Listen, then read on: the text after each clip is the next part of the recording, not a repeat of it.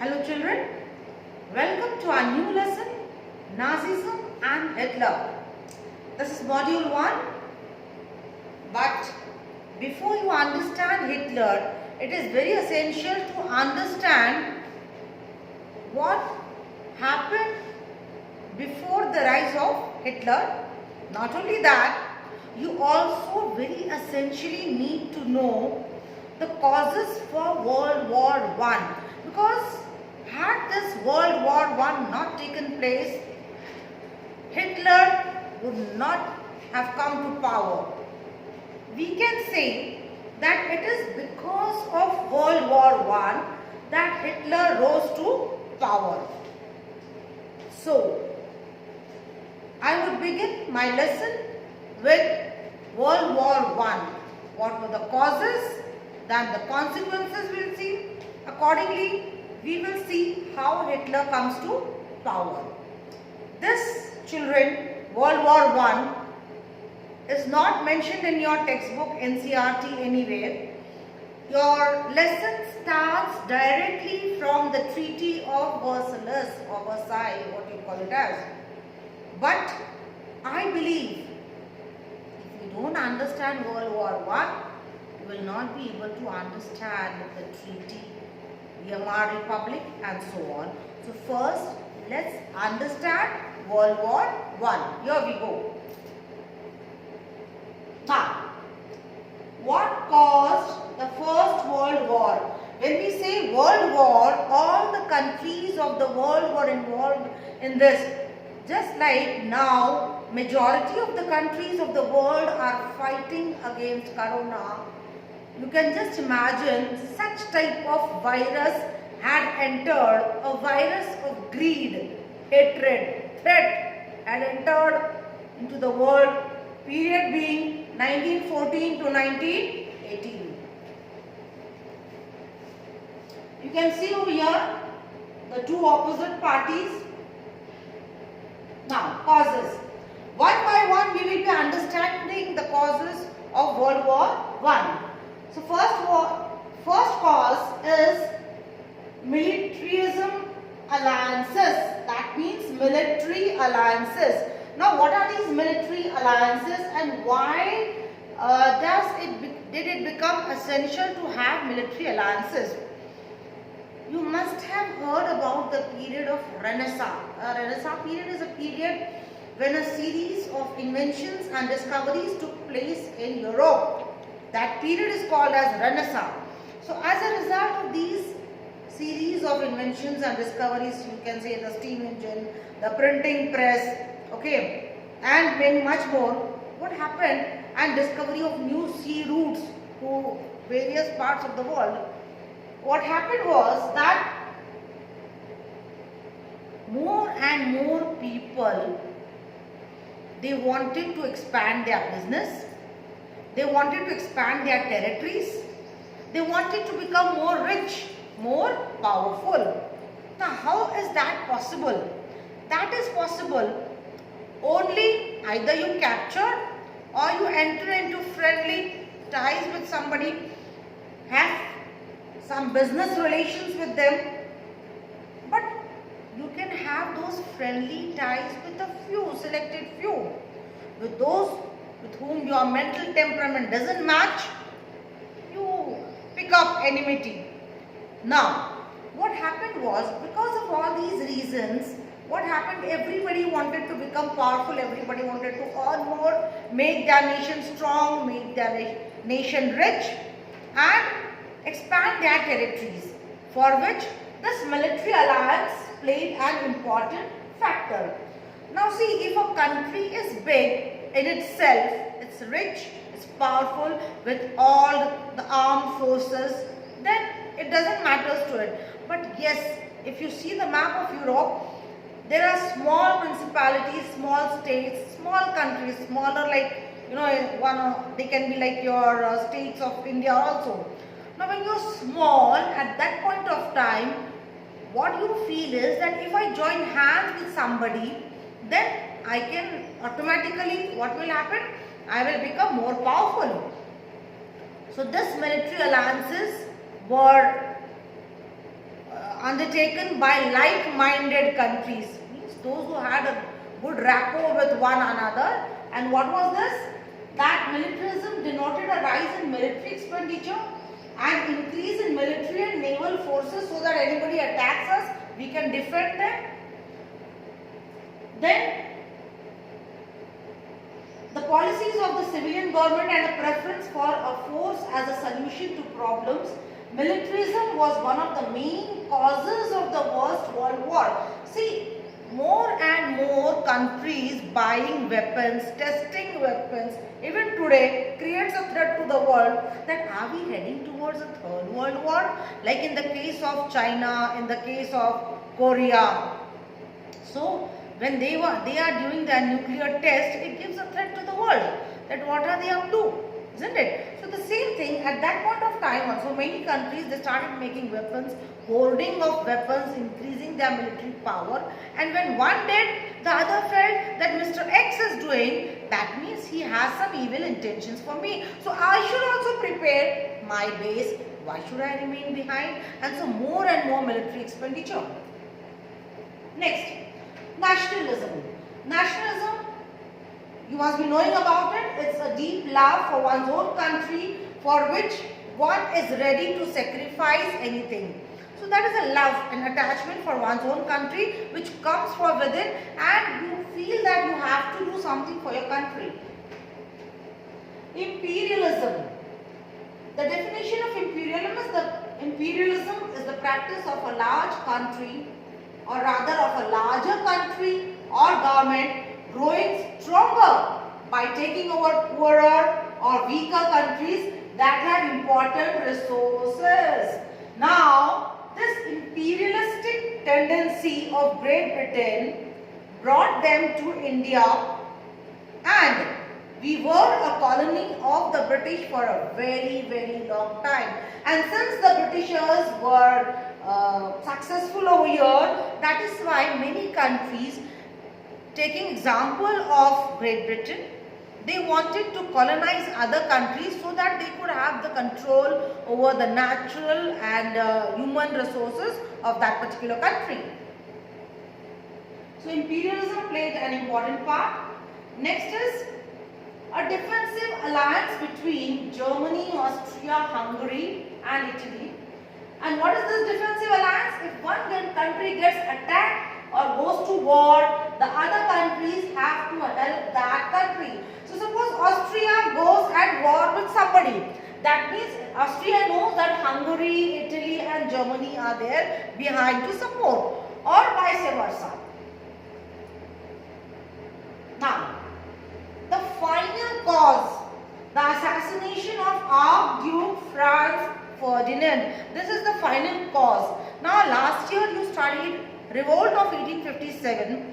Over there, the immediate cause being the Enfield rifles, introduction of Enfield rifles and refusal to use the rifles by Mangal Pandey and later on the others. That proved as the final blow, the final cause. Now, the final cause for World War I was the assassination of Archduke Franz Ferdinand. And how did this take place? Now, just like I told you, again the triple entente and triple alliance. So Germany, Austria, Hungary, Italy were called as triple alliance. France, Britain, Russia were called as allies. Now, this man, Kaiser Wilhelm II, was the German emperor before World War I, and he is very much responsible for putting Germany into World War I. This again I told you what the allies are, the same. Now, Archduke Ferdinand of Austria was murdered by a Serb nationalist when he was on his official visit to another city, another place, another country. Now, this ignited the feelings of Germany. Why? Because Austria and Germany were close friends, and can you just imagine your very close friend being killed by an enemy who is your enemy also? Naturally, what you do is that you want to take revenge with that person. So here, Austria, Hungary, their king, that is Archduke Franz Ferdinand, when he was assassinated by a Serb, and Russia was supporting Serbia. So Germany thought that I have to tackle with Russia, and hence it opened war on Russia.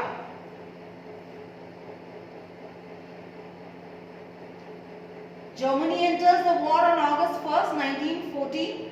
The German invasions of Belgium caused Britain to declare war on Germany on August 4th. Most of the main parties were now at war in October 1914. Turkey joined the war on Germany's side, becoming part of the Central Powers. So, Germany launched war on Russia. Then, Great Britain comes to the rescue of Russia.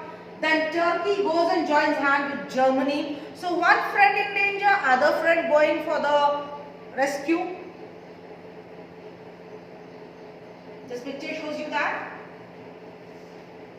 This is the war. Now one important thing, you can see the Sardarji. Here also one Sardarji.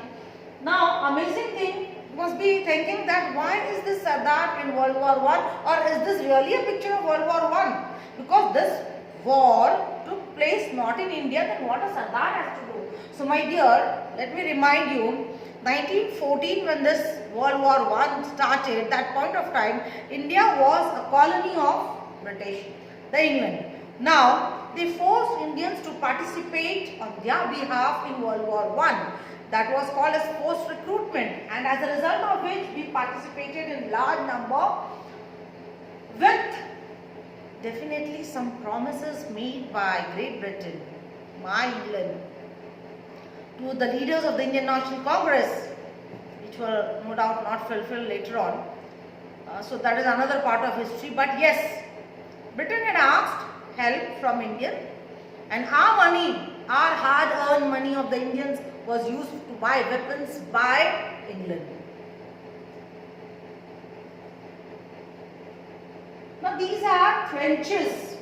See, why I have put this slide, so that you get an idea how these soldiers lived.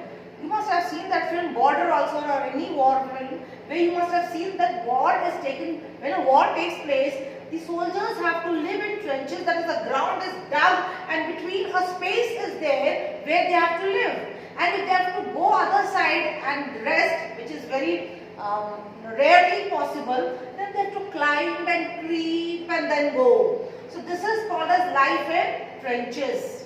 You see, they are not able to sit properly, but for days, for weeks, for months, they have to stay like that. Now, coming to the end of the war, what happened? Germany was defeated very badly in World War I. But then who put Germany? Germany itself went. Nobody called Germany, but Germany itself went into the war. And the war brought a lot of destruction, not only to Germany, but to all the countries who participated in the World War I. Those who won the war, they blamed Germany for having ignited the war. War conditions were there, but they said that we were trying to pacify things, neutralize things, and this war would not have taken place. Austrian king was murdered by a Serbian, understood. Let Austria and Serbia decide what to do. why did you as a friend declare war on the Serb, on Russia? So when you did it, we also did. So they put all the war guilt on whom? On Germany, and blamed Germany, and they said, now anything Germany has to pay, just like people all over the world, all the statesmen of the world are saying that COVID-19 has come from China, and all the economies that have been affected for such a long time, with man resources gone, with so much of loss in business, trade, so China should repay for that. How far they are correct, that's a different thing. But this is the debate currently going on. Why I gave you this example? So that you understand the seriousness of the thing. Now over here, Germany had started the war, so others wanted Germany to repay. Now what was Germany's price of defeat? It was the Treaty of Versailles. Now, what is the Treaty of Versailles? Germany, these are the clauses of it. Germany lost to the Allies in World War I and suffered huge territorial losses, giving away its land and population to whom? To Poland, Russia, France, Belgium and Denmark, and ultimately had to sign the Treaty of Versailles. Terms of the treaty were Germany had to accept the war guilt and pay reparations. Means I apologize that we the Germans started the war. We take this guilt, we accept this. So that is called as war guilt, and we will be paying back the remunerations. How? And this Treaty of Versailles was signed by the Weimar Republic. Now, who is this Weimar Republic? It is a democratically elected government by the people. If you remember, I told you just now, when World War I started, Kaiser Wilhelm was there. That means monarchy prevailed, but when Germany was defeated, all those, that is Russia, Great Britain, France, they helped in forming a democratic setup type of government in Germany, which was called as the Weimar Republic. Elections were held over there, a government elected, a party elected and put to power, because somebody has to sign the Treaty of Versailles. So who will be that? So that was the Weimar Republic.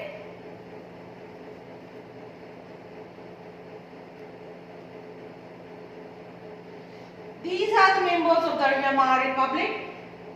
Okay, these people believed in communist ideas, some socialist ideas, democracy, and many of them were Jews.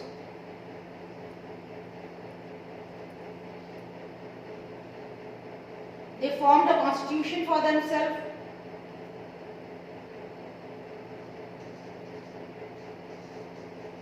Now, German leaders draft a constitution in Weimar, created a democratic government, that is the Weimar Republic. Political problems, weak politically, many small political parties. Government was moderate, constantly being attacked by conservatives and liberals. Blamed Weimar Republic for the Versailles Treaty. Germans looked for scapegoats, many blamed Jews. Now, the government which was formed, the newly formed government which was called as the Weimar Republic, was not very strong because it was an amalgamation of different political parties. Secondly, the pitiable condition of Germany.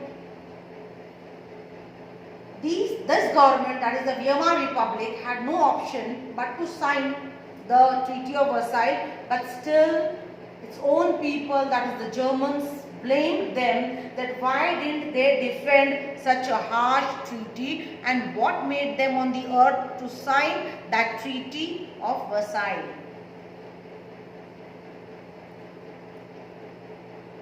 Clauses of the treaty.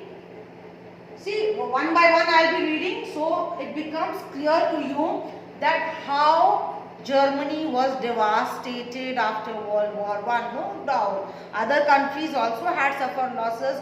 Germany had also suffered losses during the war going on, but after the war, this treaty was imposed, was threatened on, put on Germany forcibly, and as a result of it, now what was the treaty?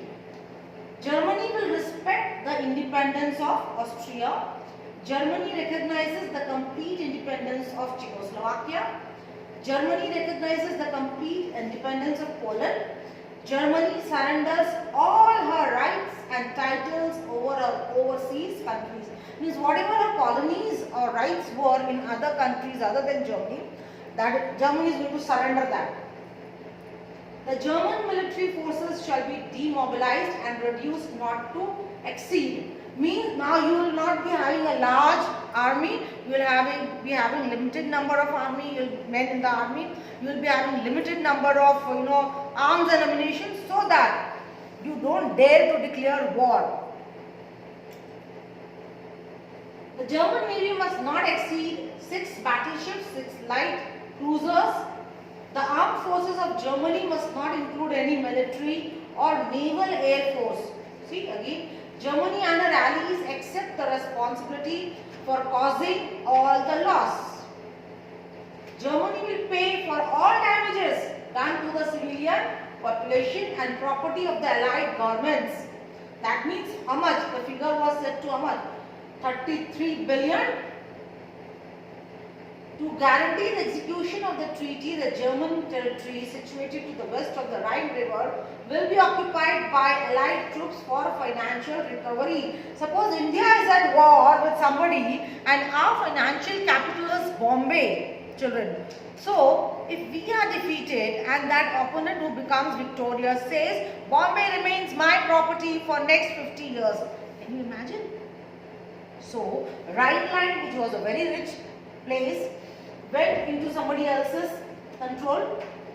The occupation forces will be withdrawn as soon as Germany complies with the treaty. Now this is the signing of Treaty of Versailles. Helpless people have nothing to do, no choice, they have to sign, but their own people could not understand their pain, their helplessness. Now these are the winning leaders of World War I. You can see the smile on your face. What happened in Germany after World War I? Unemployment. Germany loses all its territory.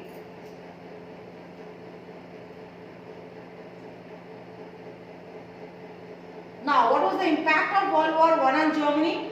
Germany spent around 40 billion during the war. The industrial production fell by over 40% during the war. The workforce was not physically fit enough to work as hard as they should have, as their food shortages had been so bad. Germany also had a shortage in raw materials. Now we come to the final part, that is your assignment. And what is the assignment? Children, what were the causes of World War I? What were the clauses of the Treaty of Versailles? Write a short note on Weimar Republic. I hope the lesson is clear to you. Thank you. Have a good day.